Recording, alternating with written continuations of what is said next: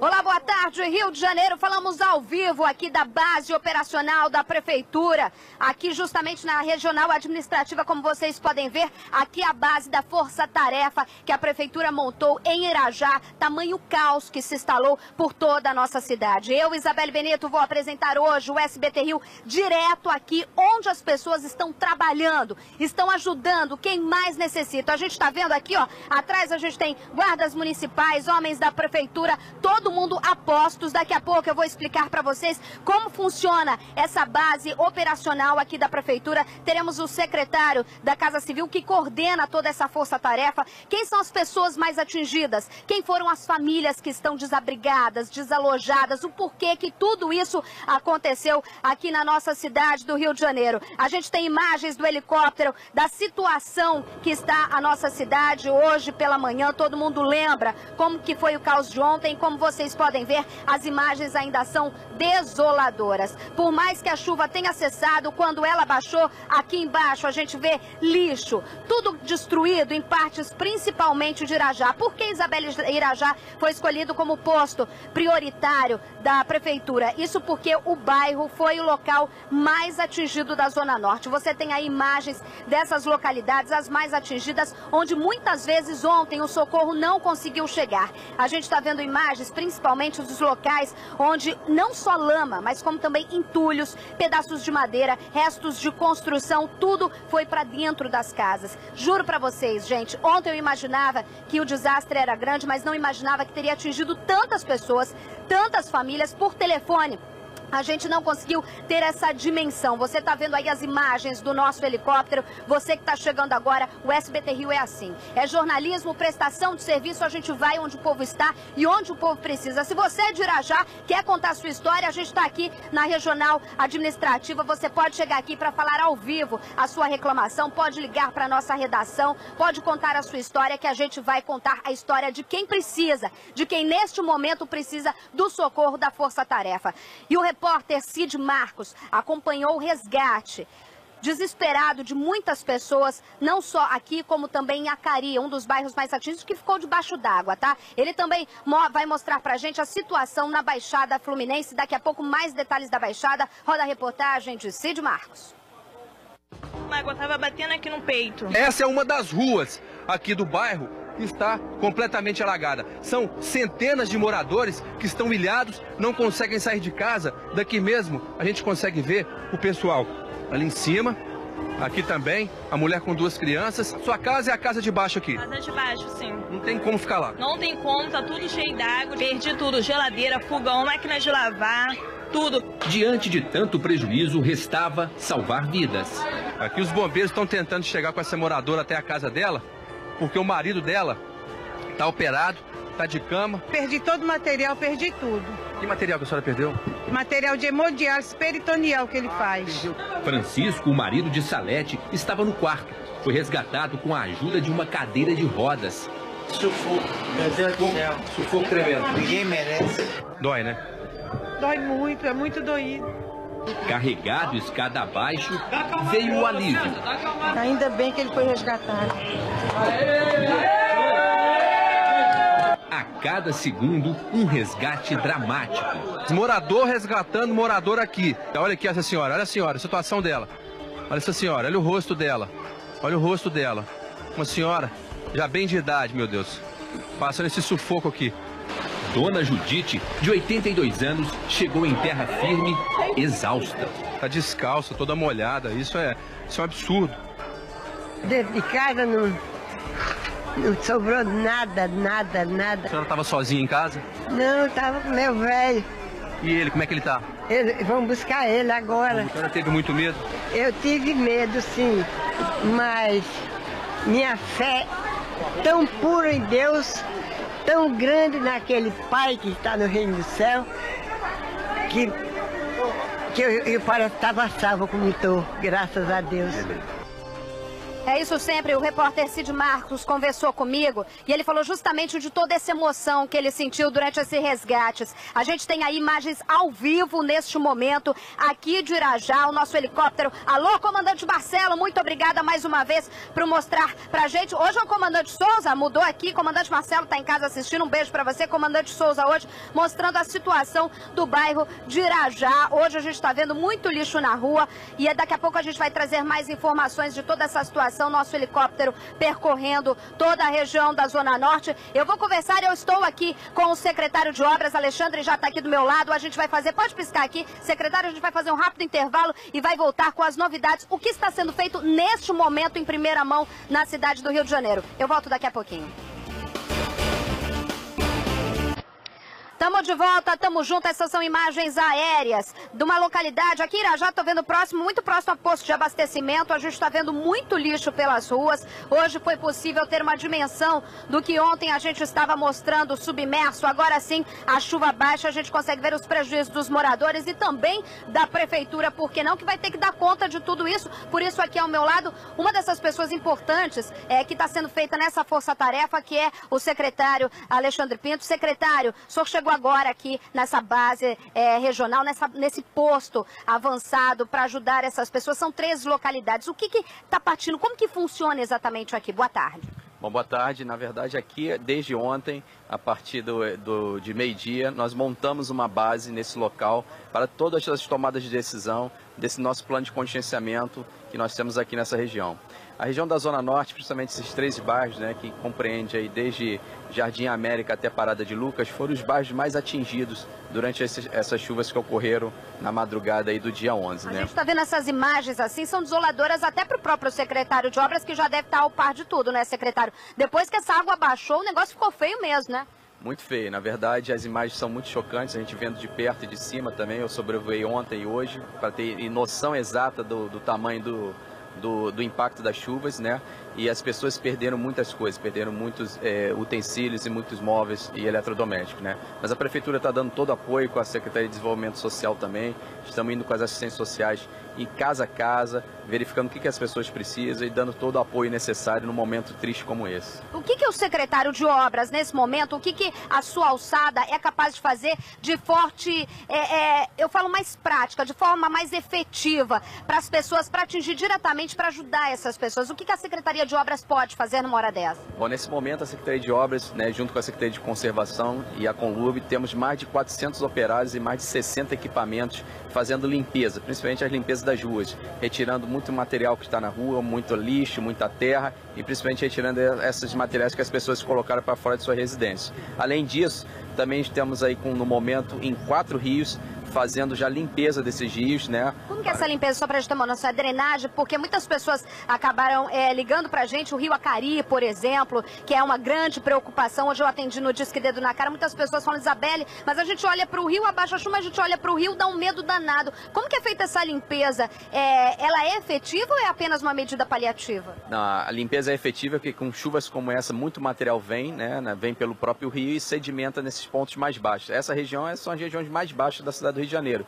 Então, consequentemente, todo o material que vem das encostas, vem das ruas, eles acabam parando nesses pontos e sedimentam. Então, para isso, depois de grandes chuvas como essa, a gente tem que colocar equipamentos nesses rios, como o Acari, como o Rio dos Cachorros, como o Rio Irajá, que são rios mais baixos, para fazer a limpeza desses rios. São dragagens que nós fazemos aí para, na verdade, evitar que numa próxima chuva você tenha problemas dessa gravidade. Secretário, agora é impossível a gente não falar. A palavra prevenção não está entrando no vocabulário, não tem como fazer isso antes da gente saber, porque hoje a gente tem meteorologia, sabia que ia chover um monte, a gente na redação já tinha equipe preparada de plantão para calamidade. Por que a prefeitura não fez esse trabalho de prevenção antes? Existe esse trabalho e a gente não conhece? Existe dentro do nosso COR, né, do nosso Centro de Operações, existe todo um trabalho preventivo, né, através do Sistema de Defesa Civil, do Sistema Alerta Rio, no qual existem previsões meteorológicas e os alarmes. Esse trabalho é tão preventivo que, na verdade, evita mortes, evita riscos de vida como no caso dos alarmes de sirene nas encostas, né? Temos que lembrar que também essas chuvas caem nas encostas, não tivemos um óbito em função desse grande programa de contingenciamento. Poderia ser muito pior, né? Secretário, vou segurar o senhor aqui, estão me gritando que foi instalado o estado de calamidade pública na cidade de Queimados e as nossas equipes que estão por todo o Rio de Janeiro, hoje mais efetivamente ainda, a gente tem até o helicóptero aí já mostrando para vocês novas imagens da região da Fazenda Botafogo, Irajá, como disse o secretário, por que aqui? Porque aqui foi o local mais atingido, 13 localidades, na verdade, da Zona Norte. Mas agora a gente não pode esquecer também, a gente vai para a Baixada Fluminense, em Queimados, estado de calamidade pública, e quem acompanhou foi o repórter Eduardo Oliveira. Rodou. Olhos atentos para o risco que vem do céu.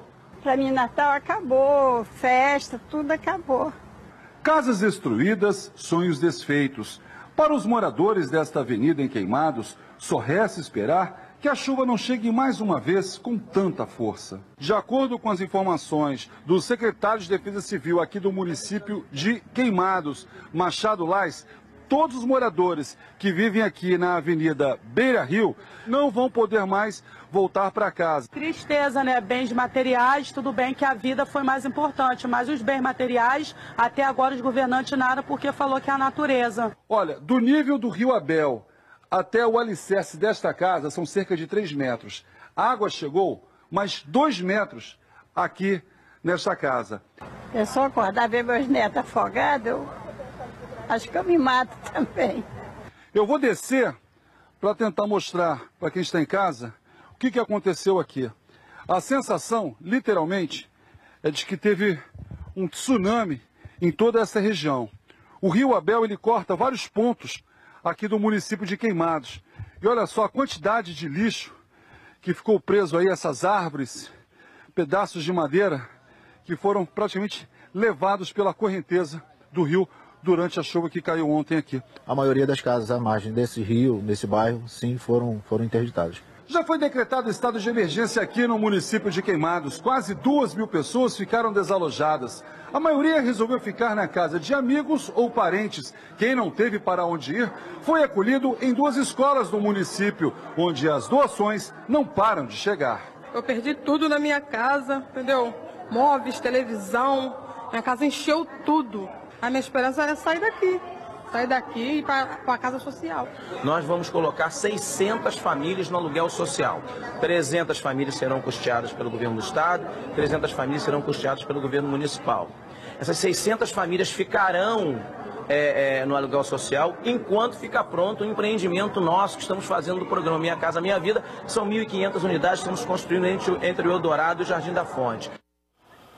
Pois é, né? A gente está vendo imagens aí ao vivo agora daqui do Rio de Janeiro, mais ou menos na localidade onde a gente está próximo. Mas só falando em relação à senhora autoridade, que acabou de falar na reportagem lá de Queimados, vamos tentar pensar então, como eu estava batendo um papo aqui com o secretário, que muitas vezes a gente não tem, só você que está chegando agora, a gente está aqui apresentando ao vivo, direto do posto avançado, do posto de referência, como for, né, secretário, aqui da Zona Norte do Rio de Janeiro, onde a prefeitura montou esse posto, essa base, onde são distribuídos os trabalhos para as equipes. É uma força-tarefa mesmo. Várias frentes da prefeitura estão trabalhando diretamente aqui na Zona Norte. Mas só para falar diretamente em relação a Queimados, eu tenho uma coisa muito séria para falar. Há muito tempo a gente fez um levantamento, as chamadas reportagens de comunidade que a gente faz, muitas vezes, a maioria delas é justamente na Baixada Fluminense. É justamente com falta de dragagem, é justamente com falta de estrutura em bairros que ficam não afastados não, tá? Muitas vezes próximos ao centro de Queimados, Japeri e Nova Iguaçu.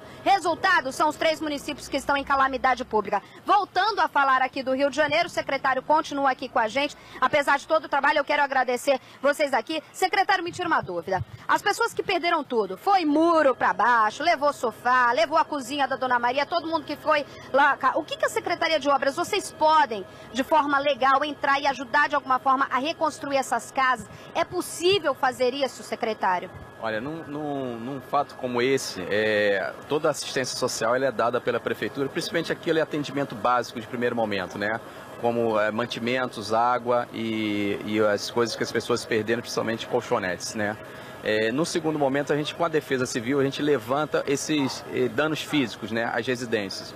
E realmente esses danos físicos, há uma possibilidade da prefeitura vir ajudar no momento certo. Porque a gente sabe que muitas vezes é complicado porque envolve verba pública, né? Mas num caso como esse é muito mais fácil, a burocracia fica em segundo plano, ou mesmo assim ainda é difícil ajudar essas pessoas com o dinheiro público? Sempre é difícil, porque a gente tem que saber que o dinheiro público precisa ser utilizado em áreas relativamente públicas, né? Quando a gente vai para um bem privado é muito difícil a gente usar o recurso público, né?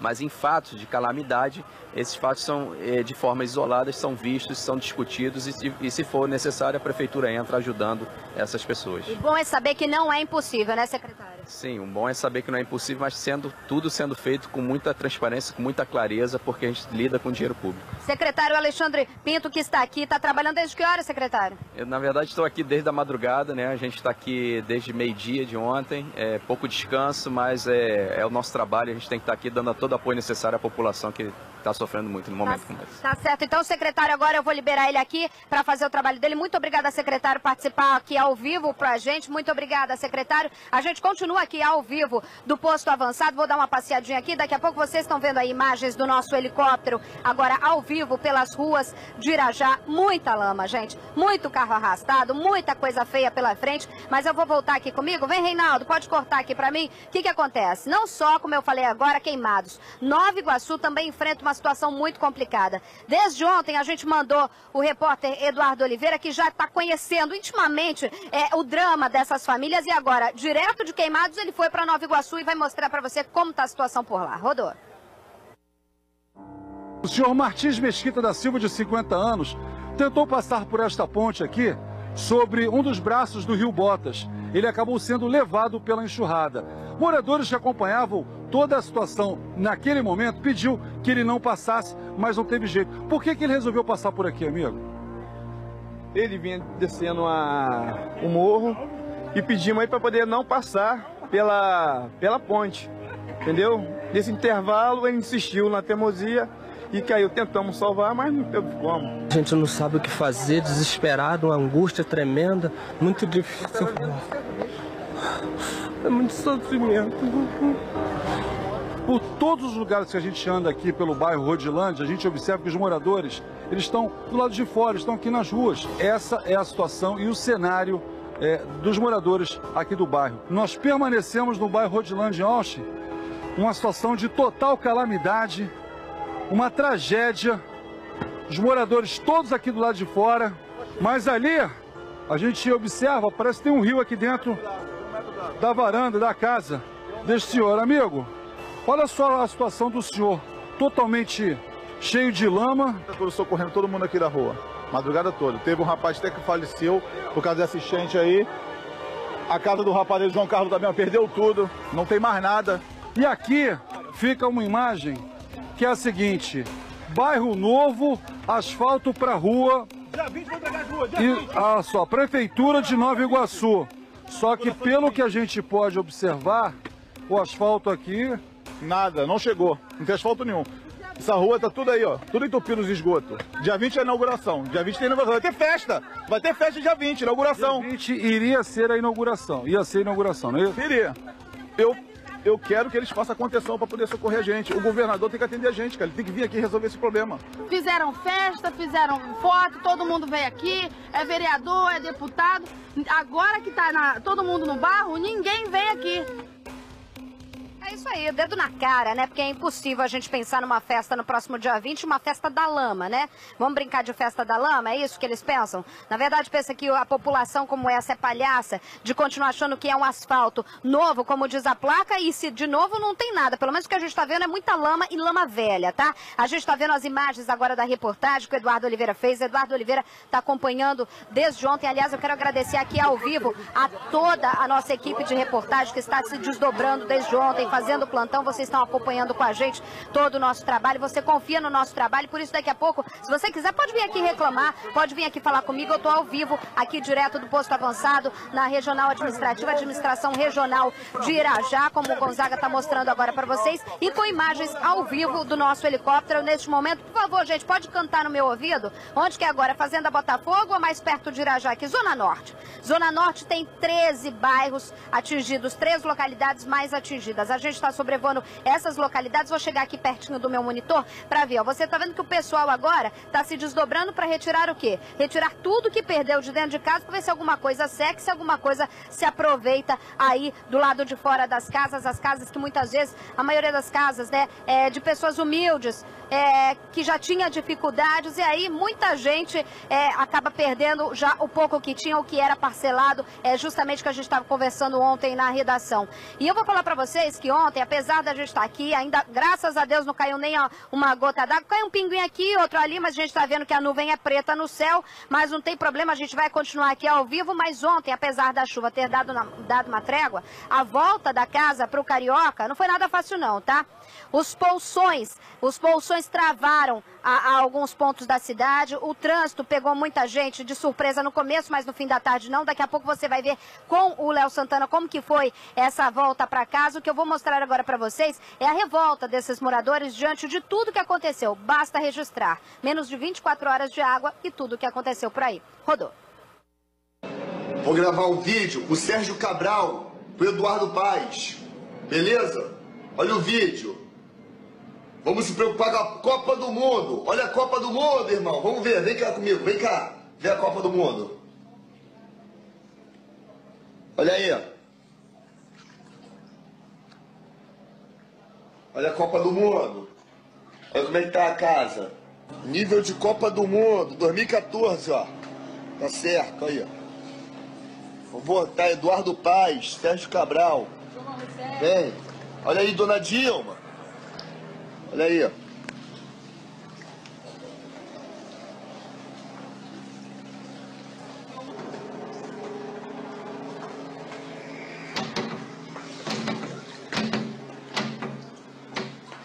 Cadê o fogão? Já? Esquece, pô.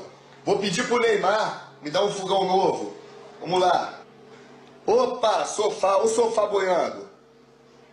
Olha aí, ó. Colchão da cama boiando. Aqui é Baratinha. Dá oi pra Baratinha. Vergonha isso aqui. Vergonha. Olha lá. Isso porque eu tô com a mãe doente, hein? Em cima de uma cama, hein? Vocês vão ver meu grito de gol. Valeu? Tá de parabéns. Revolta formada em ironia, que a gente já recebeu muitos desses vídeos. A gente escolheu o vídeo deste morador revoltado. Você viu, não só a água subiu na casa dele, como ele perdeu tudo. Ele falou da mãe, mas a gente viu também que ele tem criança pequena dentro de casa. Esse é apenas um dos moradores e outros que a gente registrou. A gente está vendo ali o berço, por isso a gente subentende. Ele nem chegou a falar do bebê, pelo menos eu não percebi, mas a gente vê brinquedo por aí. Eu não sei que foi tanta água que acabou chegando o berço do vizinho dentro da casa dele. Mas o que a gente vê é a revolta. Você viu ali esse grande perigo neste momento. Água suja, essa água turva, preocupa principalmente as autoridades. Você viu, tinha uma barata gigantesca ali dentro da casa do morador que fez esse vídeo e mostrou pra gente. Eu vou conversar com mais uma autoridade, conforme eles vão chegando aqui das ruas, eles estão espalhados pelas ruas e vão se concentrando aqui. A gente para aqui no meio do caminho para pegar, dessa vez é o secretário de Conservação, Marcos Belchior. A gente viu esse morador, a revolta dos moradores. Vocês que estão chegando lá com o colete da prefeitura, como representante da prefeitura, como que está sendo? O que é o principal apelo dessas pessoas, que a gente entende esse nervosismo? Pelo menos isso a gente tem que entender, não é, secretário? Boa tarde, Isabelle. Boa tarde a todos. É importante frisar que ontem a cidade do Rio de Janeiro e a Baixada Fluminense recebeu um grande volume de chuva. Para te dar um parâmetro, a cidade recebeu o esperado para o mês em menos de 24 horas, ou seja, choveu muito. Esse grande volume alagou os rios da Baixada Fluminense. E por um sistema de vasos comunicantes, que são a ligação entre os rios que cruzam a cidade transbordaram. Só para a gente entender, como se fossem veias do nosso corpo, onde uma se irrigou muito mais e acabou comprometendo as outras, é isso? Exatamente, Isabela. Então, por isso tivemos diversos impactos na cidade. Por questões geográficas e pelo volume, nessa relação. Enfim, a cidade do Rio de Janeiro colocou todo o seu efetivo na rua, por determinação do prefeito Eduardo Paes. Todas as secretarias envolvidas se basearam aqui na região administrativa de Irajá e nós, secretários, com poder de mando, colocamos todo esse efetivo na rua. Importante frisar que já entramos no primeiro momento pós-chuva. Então, o principal serviço hoje de todas as secretarias é retirar basicamente móveis que foram inutilizados pela residência, colocados nas ruas, e nós estamos levando. Enfim, muita lama, A prefeitura vem reduzindo os problemas, mas enfim, sofremos verdadeiramente um impacto. Agora, secretário, eu me pergunto como cidadã, né? Nem como jornalista, mas como cidadã. Não seria mais barato, de alguma forma, evitar isso? É possível evitar? É possível aprender com isso? Porque eu não consigo me conformar como cidadã, como eleitora, que em 24 horas uma chuva caia numa cidade como o Rio de Janeiro, como disse o telespectador ali, que vai sediar uma Copa, eventos e tudo mais. Eu sei que até a gente bate muito nisso, mas eu não consigo, dentro da minha cabeça, pode ser até leigo, eu não consigo compreender que como cai uma chuva, não é uma chuvinha, vale falar, foi uma chuvarada, como o senhor disse, mas a gente vê esse caos. Não seria muito mais barato a gente fazer de alguma forma algum trabalho para que as pessoas não percam tudo, as pessoas não fiquem revoltadas, o Rio de Janeiro não fique lá fora manchado de lama como está? Isabela, é importante frisar o quanto a Prefeitura do Rio de Janeiro vem investindo nos sistemas de drenagem da cidade. Nós temos um passivo de mais de 400 anos dessa rede que passa no subsolo da cidade. Todas as obras da Prefeitura têm um grande investimento de drenagem que a população não vê. Enfim, temos um passivo. Essa relação é difícil. O passivo que o senhor fala são anos de abandono, de 400 anos, já tem alguma tubulação velha, é isso? Exatamente. A cidade do Rio de Janeiro tinha uma população X e hoje tem 10X. Então é uma relação muito maior. A cidade do Rio de Janeiro sabe disso e vem investindo muito nisso. Temos diversos exemplos. Todas as obras da Prefeitura têm um grande investimento nessa parte. Mas é importante frisar que o número que nos dá maior orgulho é salvar vidas. Esse é o nosso foco. O sistema de defesa civil tem funcionado muito bem. Todas as áreas de alta criticidade são demarcadas pela cidade. Todas essas áreas têm um sistema de sirenes. Essa população é treinada pelo município do Rio e isso dá resultado. O melhor número que nós temos é salvar vidas. Não tivemos nenhum óbito, por exemplo. Enfim, tivemos problemas sim, mas o nosso foco é salvar vidas. Tá certo. Eu vou segurar aqui rapidinho o senhor.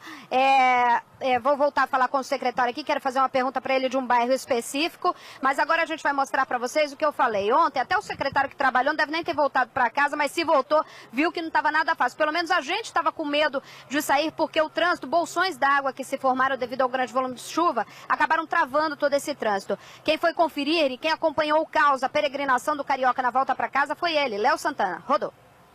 Choveu. O Rio deixa de ser lindo para ser o Rio do desastre, né? Agora, às 5h30 da tarde, voltou a chover no Rio de Janeiro e essa cena que a gente vê nas ruas. Pontos de ônibus cheios e os passageiros lutando para conseguir uma vaga num ônibus ou numa van para voltar para casa. A gente vê essa van aqui, olha só, completamente lotada, é proibido passageiros irem em pé. Mesmo assim, essa é a cena que a gente vê. Moço, tá tudo cheio, o pessoal não sabe quando chegar em casa, tá difícil, hein? Vale a pena ir assim, espremida dentro da van? Tem que valer, né? Pra chegar em casa, né? Quem não conseguia embarcar era obrigado a esperar na chuva. Não sei agora que vai chegar em casa, não. O temporal também inundou estações de metrô que ficaram interditadas. É falha do poder público, né? No final da tarde, 5 estações do metrô permaneciam fechadas. A saída para os passageiros foi descer nas estações mais próximas e caminhar até chegar em casa. Tá difícil. Tudo parado, não tem como. É só dar uma chuva que o Rio de Janeiro vira um piscinão, né?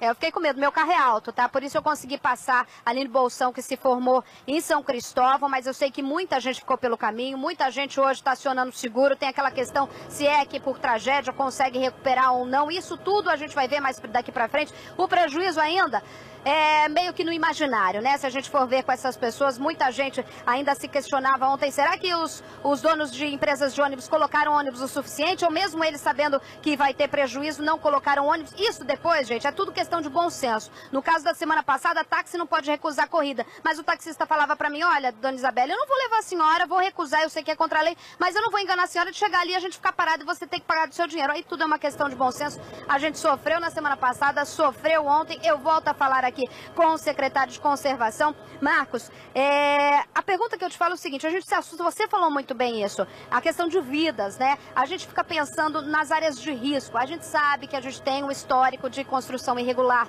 isso dificulta bastante, o solo está encharcado, a Secretaria de Conservação está com um olhar mais preocupado em algum ponto determinado da cidade, eu sei que é a Zona Norte, mas existe alguma preocupação mais efetiva em relação a isso? Assim, a Defesa Civil é um braço da Secretaria de Conservação, é importante frisar isso. E ela vem fazendo esse trabalho diuturnamente. A Defesa Civil está monitorando toda a Zona Norte, que foi a área da cidade onde foi mais impactada pelo volume de chuva. E, de novo, ratifico, o volume totalmente atípico. Recebemos um volume esperado de um mês em menos de 24 horas. Enfim, Toda a Zona Norte está sendo monitorada pela Defesa Civil, um trabalho anterior do Centro de Operações que foi extremamente importante. De novo, o nosso maior número é salvar vidas, Isabelle. Dá para tirar as pessoas, obrigar, tipo, ó, sua casa está caindo, vocês têm esse poder de retirar a força, mesmo a pessoa não querendo ou não? Assim, a vida está acima de qualquer coisa. Então, a população, é importante frisar também, que participa desse conceito. Ela atende ao treinamento da Sirene, ela atende à orientação da Defesa Civil,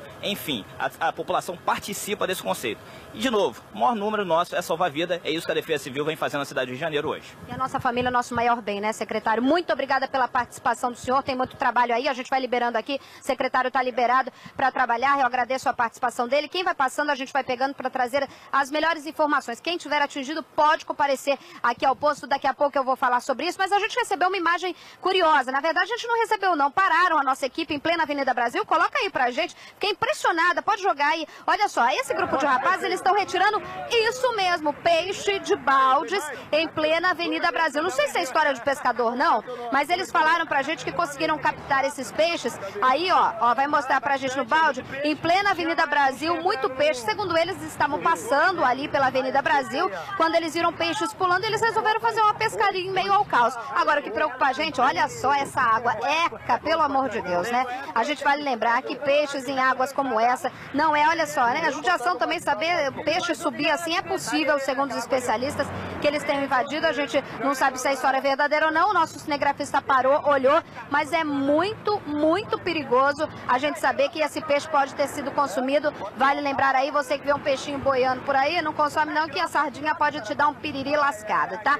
Vamos falar agora assim, ó, tem uma outra questão aqui, que hoje, no jornal, na internet, a gente viu tudo que aconteceu ontem no Rio de Janeiro acabou refletindo no mundo todo, tá? Por quê? Isso porque simplesmente a chuva não dava notícia antes, mas dá no Rio de Janeiro, porque o Rio de Janeiro, menos de um ano, vai receber gente do mundo inteiro em relação à Copa do Mundo. Aí o que aconteceu? Ninguém perdeu a história e foi lá e fez virar piada. A gente tem as imagens? Imagens aí? Eu vou ter que narrar ou tá pronta? EVT? Rodou a reportagem.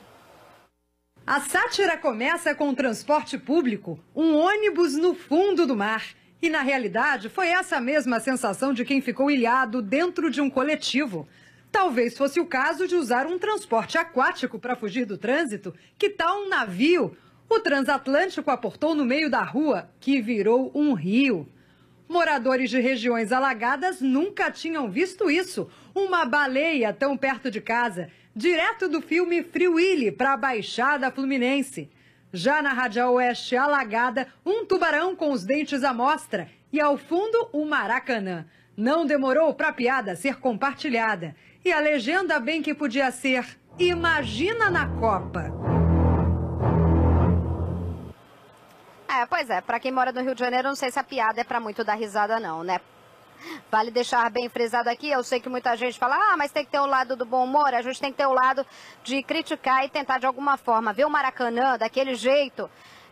Tenho amigos em São Paulo, falam, meu Deus do céu, mas espera lá, imagina se isso acontecer na final da Copa do Mundo, o Maracanã encher daquela forma. Ou seja, eu só dei uma resposta, é impossível ter final da Copa do Mundo numa situação como aquela. Agora a gente também percorreu outros locais, a gente está falando da Zona Norte, onde a gente está aqui no posto avançado onde acontece a força-tarefa total. Daqui as equipes são liberadas, eu vou mostrar para vocês daqui a pouco um furgão que funciona como uma espécie de setor de inteligência aqui da força-tarefa, mas também um outro local que preocupou bastante, principalmente pela imagem que vocês vão ver agora, é o Complexo do Alemão.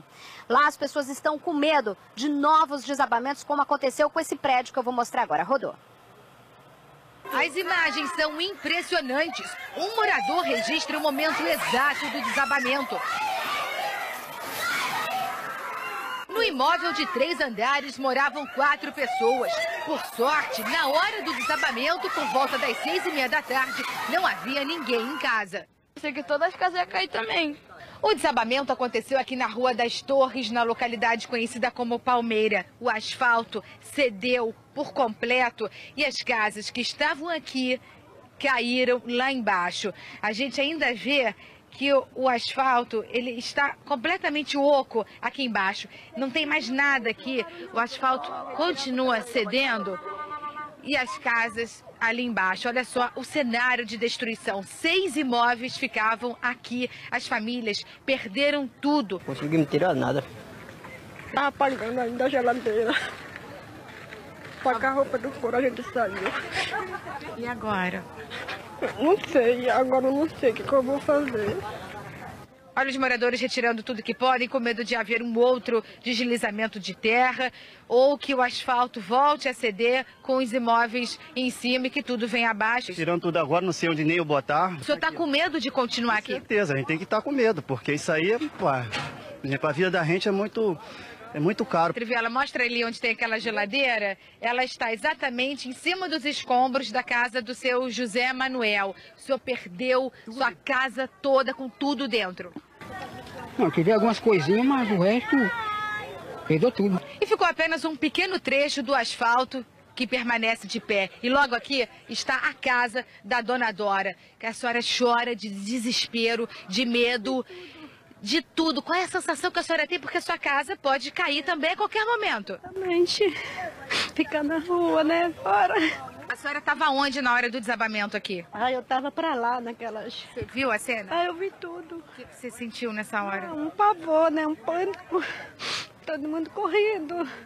Segundo os moradores, eles falam que embaixo aqui desse asfalto existe uma mina de água e que isso pode ter contribuído para o desmoronamento do asfalto, para o asfalto ter cedido. É isso que os moradores falam? Tem uma mina d'água aqui? É, tem uma mina d'água aí. E aí o solo fica encharcado, não aguenta o peso? Não aguenta, e com a chuva que teve aí que não aguenta mesmo. A obra do PAC passou aqui e não fez nada. Nada.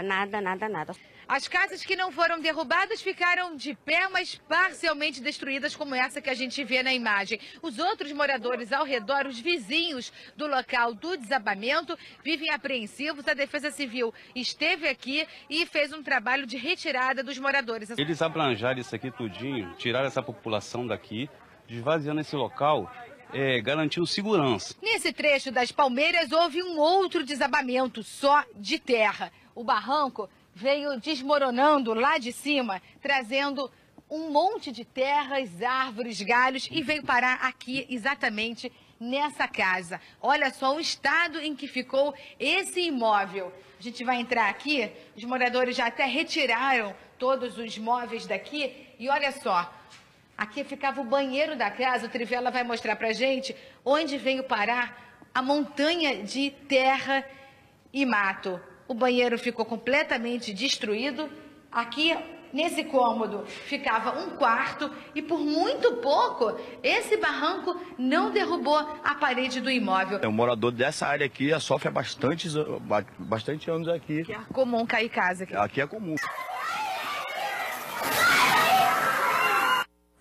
É impressionante essa imagem que a gente viu agora. O Paulinho já deve estar na agulha para soltar daqui a pouco. Mais uma vez essa imagem aí para vocês. Esse prédio, só para se ter uma noção, são cerca de 3 andares. A Melissa acompanha muito mais de perto. Eu quero a Melissa agora ao vivo. Eu sei que ela está acompanhando ainda a situação desse pessoal por lá. A imagem é mesmo impressionante, mas ontem a gente já tinha uma noção de que o pior poderia acontecer, porque por baixo, a imagem que a gente tinha dele por baixo era completamente oco. Não tinha mais sustentação, não tinha mais terra. E é justamente isso que eu quero perguntar para Melissa. Melissa Munhoz, boa tarde. Você que acompanhou toda essa situação. Outros prédios estão na mesma situação por aí?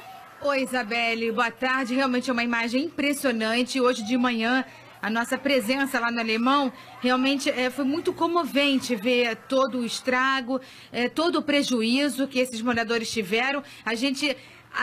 assim, dá graças a Deus, porque ninguém morreu no Complexo do Alemão, ali na localidade conhecida como Palmeiras, mas a gente lamenta muito o estrago que foi feito. E ainda há risco de desabamento, Isabelle. O asfalto continua cedendo, a gente viu pedaços de terra caindo, realmente a situação é de muito perigo, muito risco, e os moradores permanecem ali no entorno, retirando o material de casa, os seus pertences pessoais, os seus móveis, porque a preocupação deles é salvar o que pode. Só que isso põe em risco a vida deles. Então, olha só, Mel, o que eu queria justamente é isso. Eles estão fazendo com o apoio de alguém? De que forma? Ou eles estão fazendo por conta? Porque daí, se eles estão fazendo por conta deles mesmos, é mais arriscado ainda, concorda? Exatamente, Isabelle. Ontem, os moradores me relataram que a Defesa Civil esteve lá, isolou a área, pediu para que eles saíssem das suas casas, o que realmente poupou vidas, o que realmente salvou vidas, é essa atitude, esse trabalho da Defesa Civil. Mas hoje, o período em que eu fiquei lá no Alemão, eu não vi nenhum técnico, nenhum agente da Defesa Civil. Apenas os policiais da UPP estavam ali no entorno, mas os moradores aí, como vocês veem na imagem, agindo livremente, retirando todos os pertences de dentro de casa. Agora, o que a gente viu aí no Complexo do Alemão, eu não imaginava, achei que fosse só aquela imagem, por isso me surpreendeu. Eu estou acompanhando aqui como telespectador até essas imagens que você levou para a nossa redação. Assim como a gente viu aqui, daqui a pouco a gente vai mostrar mais imagens aqui de Irajá, Zona Norte, 13 pontos críticos, assim também como a Baixada. No complexo, muito prejuízo, porque a hora que a água baixou, a gente viu a mesma cena. Entulho, muita gente perdeu muita coisa. Você conversou com esses moradores, não é?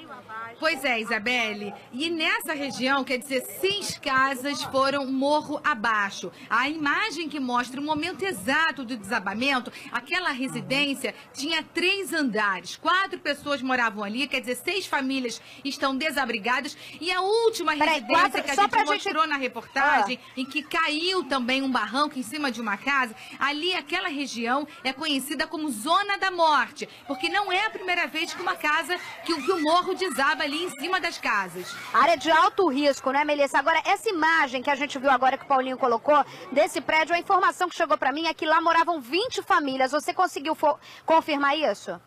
Não, Isabelle, eu não tenho o número exato de moradores, só sei que eram 6 residências, não sei o número preciso de quantos moradores haviam naquelas 6 residências, porque eles estavam ali no momento de preocupação, retirando tudo. Eu conversei com um casal que chorava o tempo todo, porque eles estavam pagando prestação de geladeira, pagando prestação de máquina de lavar roupa. São pessoas humildes, que trabalham demais, ganham pouco, e aí agora perdem tudo às vésperas do Natal. Muito triste a situação no Complexo do Alemão. E eu tô vendo as imagens ali, muita gente falou, nossa, tinha gente posicionada com câmera ali, olha que cai, se o Paulinho puder colocar de novo, pode voltar no ar, Paulinho, pode colocar ali pra gente de novo, não é não, é porque quando o prédio veio abaixo, levou toda a rede elétrica junto, aquela imagem que você tá vendo ali é de curto, muito curto que a gente tá vendo ali, ó, aquilo ali é tudo fogo, justamente perto do transformador na localidade, não é? Isso, porque quando esse prédio maior, essa casa de 3 andares desabou, foi arrastando os fios que haviam ali na frente. Então, quer dizer, os moradores, eles estavam posicionados assistindo de camarote essa tragédia anunciada, porque eles já estavam ouvindo os estalos, quer dizer, os estrondos do asfalto cedendo, da terra caindo, e aí foi quando todo mundo resolveu sair de casa e ligou para a Defesa Civil. A Defesa Civil esteve lá, retirando, isolando a área, e aí as pessoas continuaram numa área que eu considero muito perto ainda, o que ainda é um risco, e aí assistiram realmente todo esse desabamento de camarote ali do alto do Complexo do Alemão, na localidade conhecida como Palmeiras. Essa é a Rua da Torre, Isabelle. É o Morro da Palmeira ali, muita gente ligou hoje pra gente no Disque Dedo na Cara, justamente com o medo disso que você falou agora, Mel, isso que você constatou, que há risco, e a gente sabe que é um risco, ou seja, como pediu o secretário de Conservação aqui agora, se tem como se abrigar, se tem como ir para um ponto de apoio, por favor, deixar a localidade de risco. No caso da dúvida, deixar mesmo. Muito obrigada, Melissa Munhoz, pelas informações. Daqui a pouco ela volta com mais informações. Passou aqui e a gente já agarrou. Aqui comigo está o inspetor da Guarda Municipal, Leandro Matielli, que também está trabalhando nessa força-tarefa. Inspetor, qual é o trabalho? Eu vi agora diminuiu, mas quando eu cheguei tinham muitos guardas municipais aqui, eu vi alguns carros já saindo. Vocês recebem informação de pontos críticos? Como que vocês estão trabalhando? Como é a estratégia de trabalho da Guarda nesse momento? Boa tarde, Isabelle. Boa tarde a todos. Desde ontem, a Guarda está integrada junto com o Centro de Operações, as ações da Prefeitura, tanto em medidas preventivas como de apoio aos órgãos da nossa Prefeitura.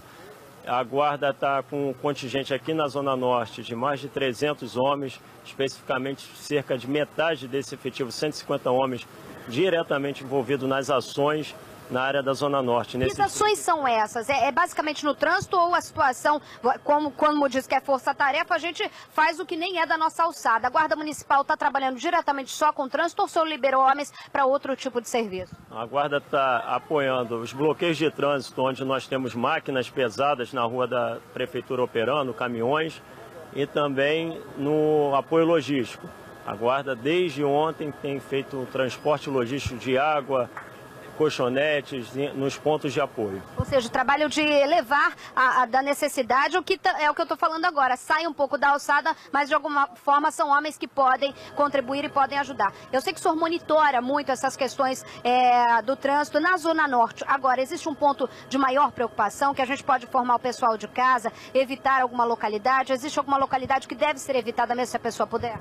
A guarda está pronta para atender, principalmente nos momentos de falta de energia ou de chuva, posicionar seus homens nos principais cruzamentos, mas o que nós pedimos àqueles que trafegam hoje pela Zona Norte ter mais atenção devido à quantidade de máquinas e caminhões que estão nas vias principais operando a limpeza das ruas.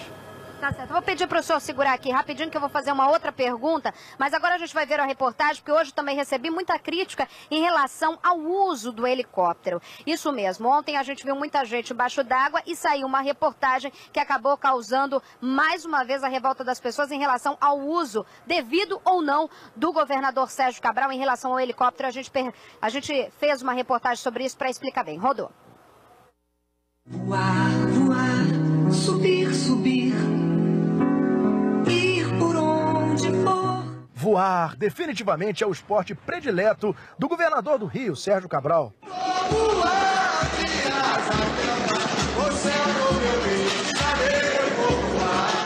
Não, mas quem falou em asa delta, hein? O governador gosta mesmo é de helicóptero. Mas não é qualquer aeronave, não. São os helicópteros do governo do estado, é claro.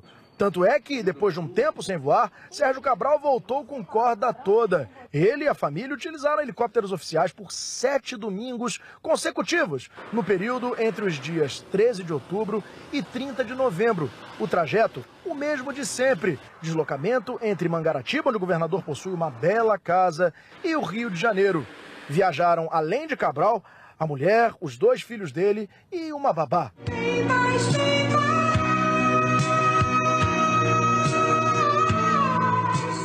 A utilização de helicópteros oficiais por parte de familiares do governador Sérgio Cabral contraria as regras para o uso dessas aeronaves definidas pelo próprio governo do estado, segundo as quais apenas pessoas ligadas direta ou indiretamente à administração podem voar nos helicópteros. Mas o governador Sérgio Cabral se justificou, dizendo que utiliza junto com a família essa forma de transporte por questões de segurança.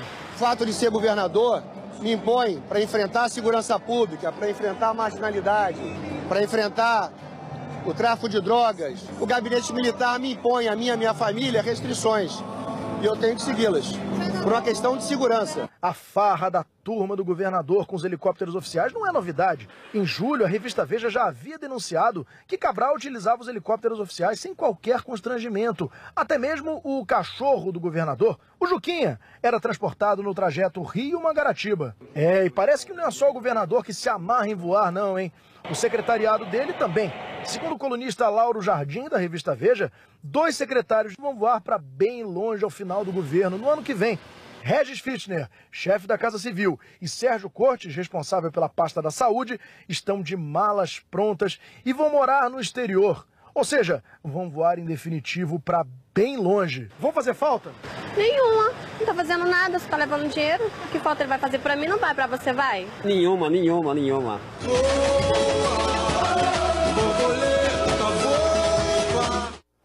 Eita, Daniel tava afiado ali, né? Pois é. Segundo o governador Sérgio Cabral, ele falou mais uma vez que é uma questão de segurança, né? Em relação ao uso do helicóptero. Aí, se é devido ou não, cabe a gente fazer a fiscalização, né não? Agora eu vou voltar a falar aqui com o inspetor da guarda. A última pergunta, eu sei que o senhor correu, agora a gente trouxe de novo. As pessoas que precisam de alguma forma, que ainda, o senhor falou da levada, a guarda está levando a logística de colchonete, água potável. Quem está desesperado, o que deve fazer num momento como esse?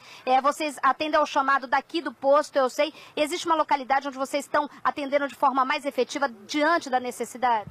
Todos esses pontos que a prefeitura estão atuando, principalmente esses 13 pontos na Zona Norte, tem a presença da Guarda Municipal. Qualquer morador pode procurar um guarda municipal que ele já está orientado a encaminhar para os abrigos, as associações onde tem a equipe da SMDS, a equipe da Secretaria Municipal de Saúde para apoiar. Isso é importante falar, ou seja, você que está aí, viu um guarda municipal, o inspetor está falando que eles estão orientados a levar você ao ponto de apoio, a dar orientação, a primeira orientação, né inspetora, o que deve se fazer no primeiro momento. Muito obrigada pela participação. Ele vai voltar agora ao trabalho lá dentro, onde o inspetor, pode ir, vou mostrar até que o inspetor, olha só, está indo, ali dentro funciona uma base. Eles se reúnem a todo momento para traçar novas estratégias. Não é que o plano é feito pro dia todo. Eles se reúnem, o Pedro Paulo daqui a pouco deve estar chegando aqui, sobrevoa a cidade para dar um parâmetro do que deve ser feito. Daqui a pouco eu vou mostrar para vocês também, a Nath está aqui colocando no ar, acaba de chegar pra gente um vídeo onde mostra, em primeira mão aqui a gente vai mostrar, onde mostra o resgate. A gente está preparando aqui o vídeo para vocês, a gente estava vendo ele aqui agora sim, aqui ó, pode mostrar, vir aqui, isso tudo ao vivo aqui ó, acaba de chegar pra gente, a Nath está mostrando aqui ó, o vídeo, esse vídeo aqui, não sei se vocês estão percebendo a correria, o Paulo César Farias acabou de entregar aqui, viu que a gente estava ao vivo,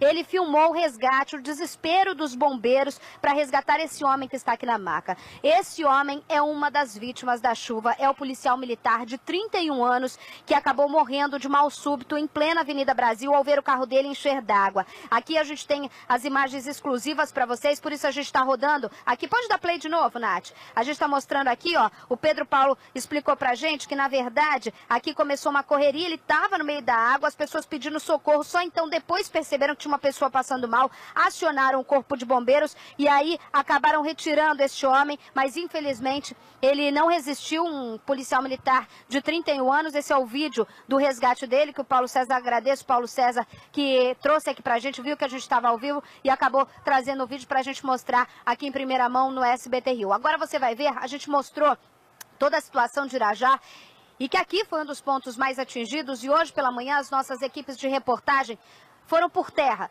para saber como que está esse trabalho de rescaldo nessa região. Veja.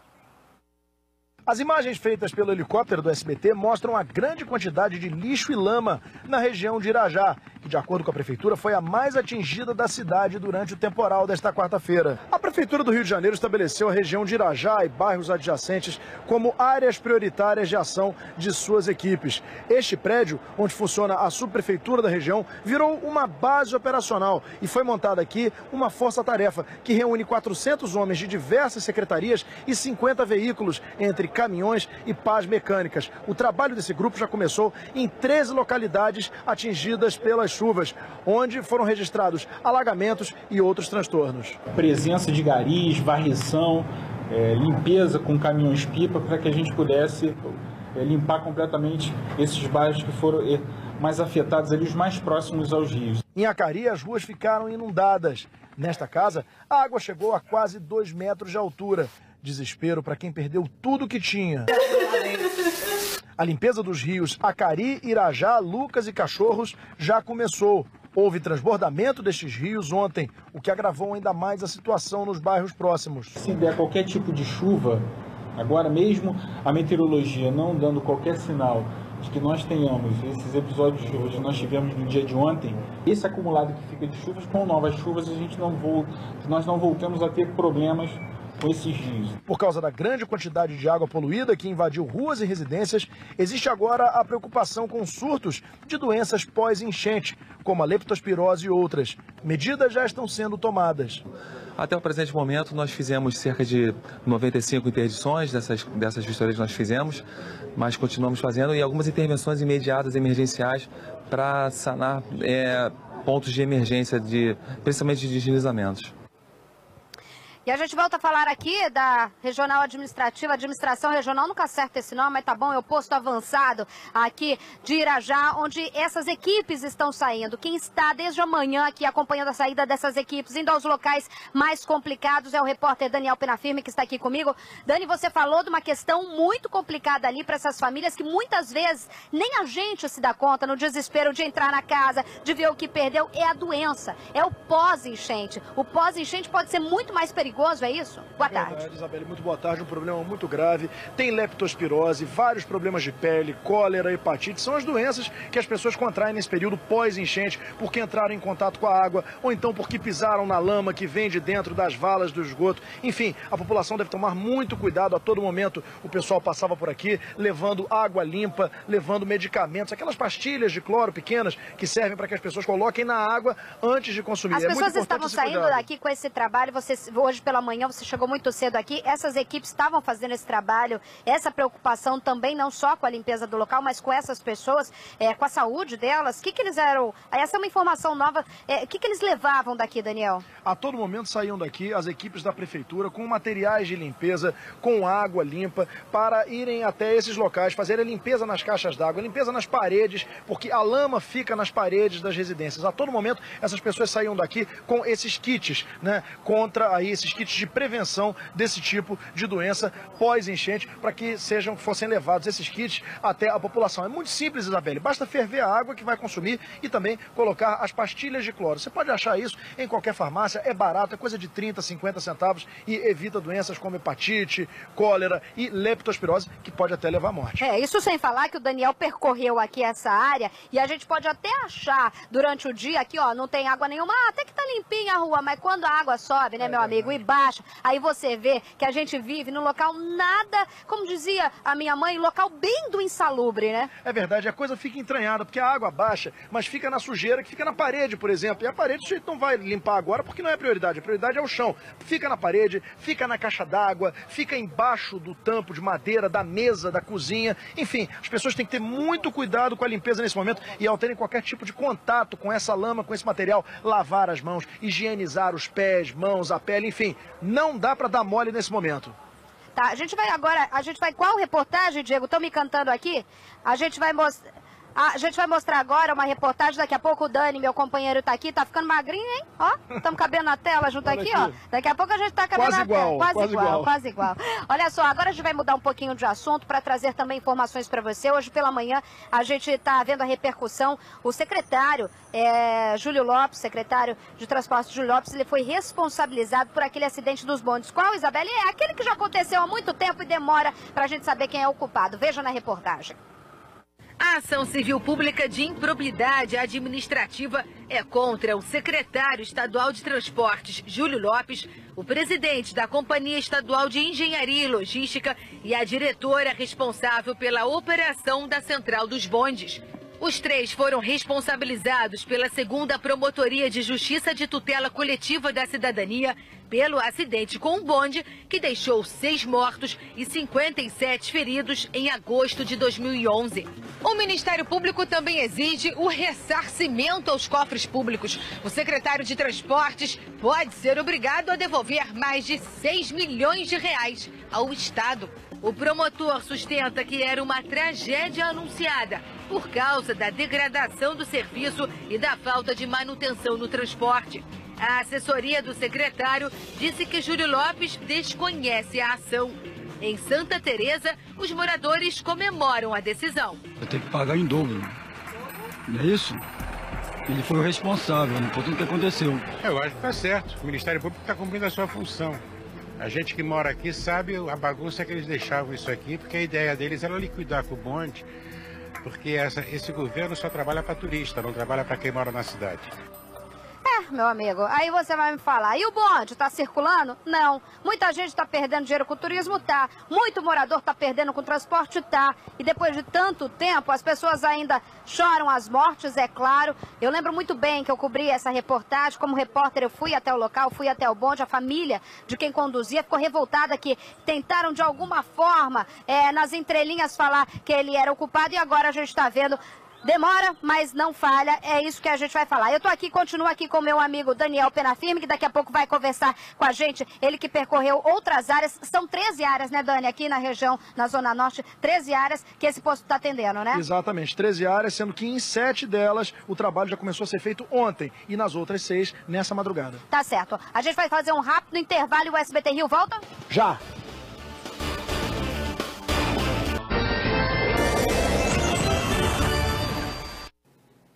Sempre esperamos que as nossas vidas tenham muitos e muitos capítulos, não é mesmo? Mas, diferente das novelas, a história da vida sempre chega ao fim sem avisar. Nessas horas de despedida que a gente vê como é importante ter uma boa assistência funeral.